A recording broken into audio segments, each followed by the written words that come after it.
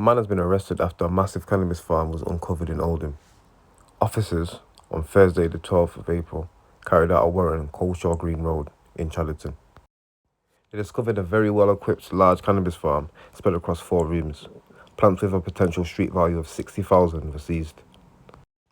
A 27-year-old man was arrested on suspicion of the production of cannabis and obstructing electricity. He remains in police custody for questioning. Free my man. Police have launched an investigation after shots were fired at a home in North Madchester in a targeted and reckless attack. Officers responded to reports of the suspected shooting on Rochdale Road in Harper Hay at around 11:20 p.m. on Sunday, 16th April. Police said shots are believed to have been fired at a property. No injuries have been reported. The shooting is thought to have been a targeted attack, the police say. Patrols will now be stepped up in the area as a cordon remains in place on nearby Fernclough Road. Earlier on that Sunday, tactical aid unit officers and specially search units were pictured on the scene. Sniffer dogs were also pictured carrying out searches within the police cordon. An inmate who died in prison had consumed various drugs, an inquest heard. The body of Darren Rawlinson was found in his cell at Forest Bank Prison in Salford on January 29th, 2017. The 38-year-old, originally from Stockport, had just 2 weeks of a 3-year sentence left to serve. Area Coroner Peter C.G. told the jury at the inquest at Bolton Coroner's Court they were likely to hear evidence that Mr. Rawlinson had consumed various drugs while in detention, which more than minimally contributed to his death. The inquest heard Mr. Rawlinson's body was found in cell 24 in the G1 wing at Forest Bank on 12:05 on Sunday, January 29th, 2017. Marie Durning, head of security and operations at Forest Bank, said in the months before his death, the prison had received a number of intelligence reports that Mr. Rawlinson was smuggling illicit substances, including spice, into the prison through his job in the kitchens. During a search in Mr. Rawlinson's cell, prompted by one of the intelligence reports, 2 tablets of unknown substance and some cigarettes papers were found. But Miss Durning said there was no evidence to prove the smuggling allegations against Mr. Rawlinson.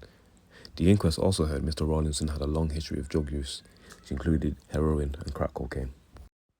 When he transferred to Forest Bank from Lancaster Farmers Prison into April 2016, a urine test found traces of opiates and cocaine, and he was also on prescription for methadone.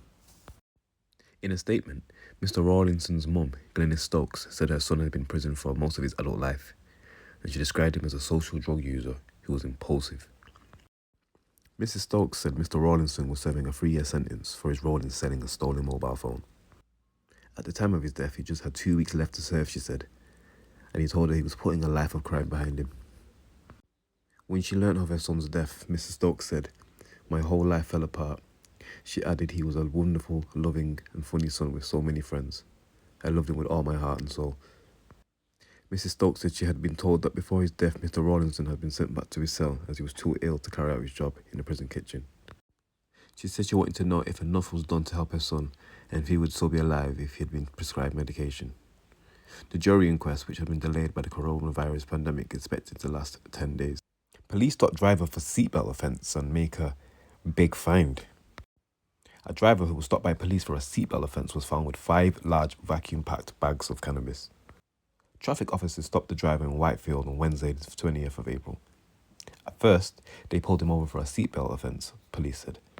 The driver, a 22-year-old man, was found with 5 large vacuum-packed bags of suspected cannabis in the car. Officers also found a weapon and false identity documents. The driver was not believed to be insured on the car and was also wanted by police. Officers posted a picture of the suspected cannabis on social media and said traffic stops results in big fines. Ooh, I wonder what they did with all that seized cannabis. The Manchester brothers locked up after their criminal racket comes crashing down. A Wythenshawe man and his little brother have been both jailed after their £100,000 drugs racket was brought down. Owen Traynor played a leading role in the supply of cocaine and employed his little brother Niall as a trusted drugs delivery driver. The court heard how Owen, 41, used his younger brother Niall, 32, as a courier, which saw him handle large amounts of money and cocaine to supply to other drug dealers. Manchester Crown Court heard how the case was very much focused around evidence collected from the encrypted messaging tool EncroChat between December 2019 and July 2020. The court heard how ringleader Owen used EncroChat to speak to his suppliers, who had nicknames such as Sicario, Axelrod, and hedge racer.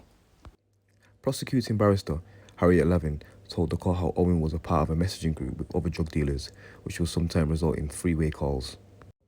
The court heard how Owen would take direction from the leader of the EncroChat group, who was in charge of the purchase and sale of the cocaine, but was also buying his own drugs for profit. Niall, he was the youngest brother of Owen, was described as playing a significant role in the organisation and was directed by Owen to deliver drugs and money to other dealers. Niall, of Tuffley Road in Wivenshaw, was described as a trusted courier for his brother's business, and the court heard how he was referred to as our kid, as a code name by his older brother, who would set up meetings and collections through EncroChat. During the hearing, it was explained how Owen would contact his suppliers through EncroChat, but now would use WhatsApp as his main source of communication. The court heard how Niall, who was judged to have handled 4.5 kilos of cocaine in his brother's operation, was once paid £150 for the delivery of drugs on 3 separate occasions.